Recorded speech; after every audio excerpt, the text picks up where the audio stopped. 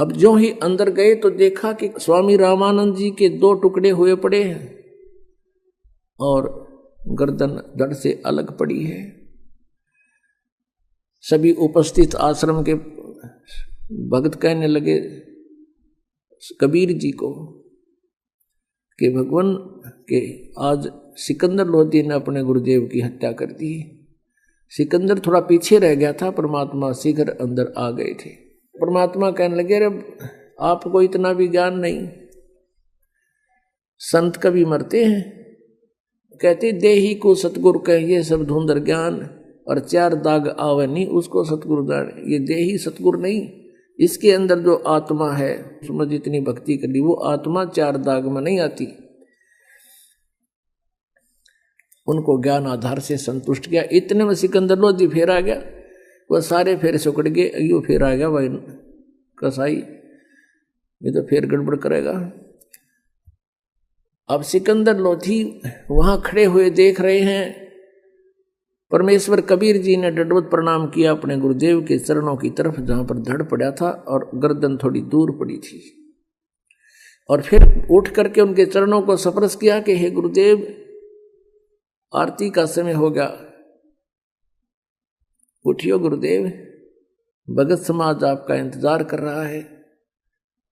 इतना ही कहा था कि उसी समय वो गर्दन उठ गए, वो शीश उठ गए और उसकी धड़के ऊपर चिपक गया और रामानंद जी एकदम बैठे हो गए। और सामने क्या देखा, फिर सिकंदर लोधी खड़ा देखा तो फिर कड़वी कड़वी आंख करी। तो परमात्मा कहने लगे हे भगवान, हे परमात्मा, हे गुरुदेव, ये आपके बच्चे खड़े हैं।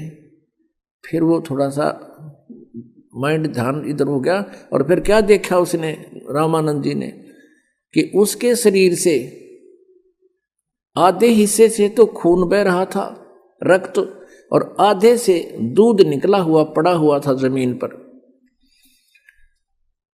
अब रामानंद जी आश्चर्यचकित रह गए कि अभी दूध कैसे आ गया मेरे शरीर में, खून तो चलो रक्त की तो मान लें बात।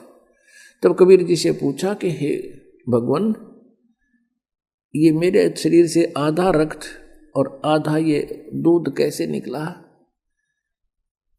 अब कबीर साहब कहने लगे आप तो जानी जान हो, मुझे तो महिमा दे रहे हो, आपको सब पता है, जैसे गुरु जी से जो व्यवहार किया जाता है, और जानी जान तो आप पे थे। वह कहने लगे पर भगवान, आप जी ने मुझ दास को उपदेश देने के बाद छुआछूत हिंदू समाज की तो बंद कर दी थी। आप सभी हिंदुओं को, चाहे वो किसी जाति का है, सबको नाम देते हो, सबसे प्यार करते हो, लेकिन अभी आप मुसलमानों से नफरत करते हो।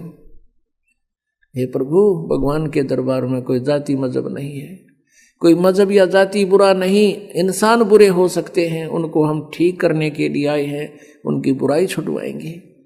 आप अभी तक मुसलमानों से नफरत करते हो, आप मुक्ति प्राप्त नहीं कर सकोगे।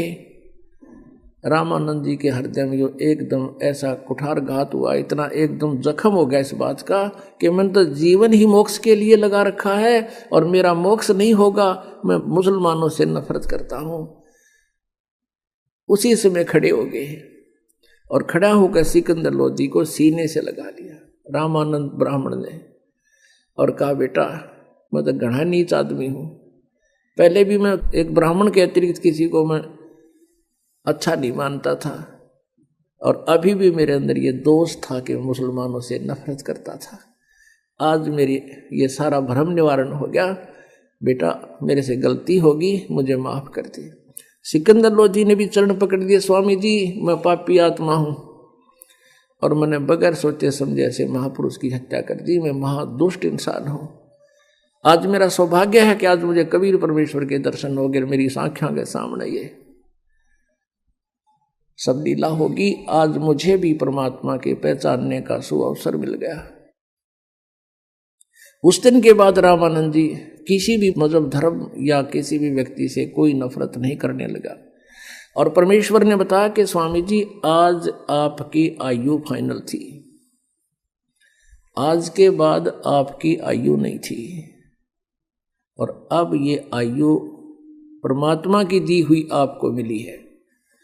रामानंद जी कहते हैं परमात्मा तो मेरे सामने खड़ा है, हे भगवान मेरा ना जाने कौन से जन्म का पुण्य उदय हुआ जो आप मुझे मिल गए। मैं तो इतना नीच था, अब भी मैं अपने आप को सुपीरियर मान रहा था कि मैं तो बहुत नेक हो लिया। अब आपने दिखा दिया कि मैं कितना नीच था। अब पुण्यात्माओं परमात्मा ने 1 घंटे तक वहाँ सत्संग सुनाया हिंदू और मुसलमान एकता के ऊपर कि तुम एक पिता की संतान हो। इस काल ने आपस में इसलिए हमें 2 बना 4 बना रखा है, 20 बना रखा है कि तुम आपस में लड़ते मरते रहो, कोई चैन से ना रह सके, और सभी एक परमात्मा की संतान हो, वही कुल का मालिक है।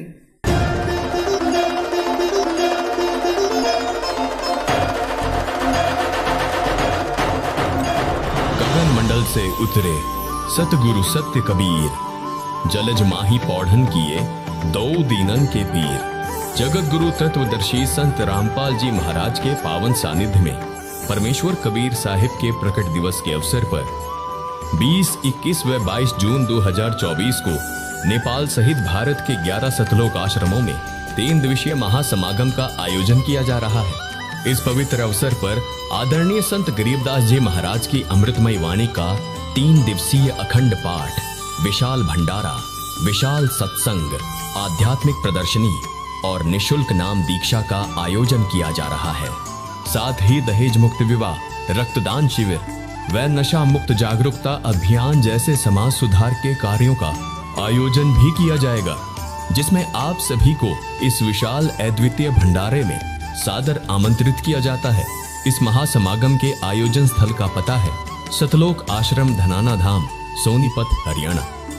इस कार्यक्रम का सीधा प्रसारण साधना टीवी चैनल, संत रामपाल जी महाराज यूट्यूब चैनल और स्पिरिचुअल लीडर संत रामपाल जी महाराज फेसबुक पेज पर सुबह 9:15 बजे से देख सकते हैं।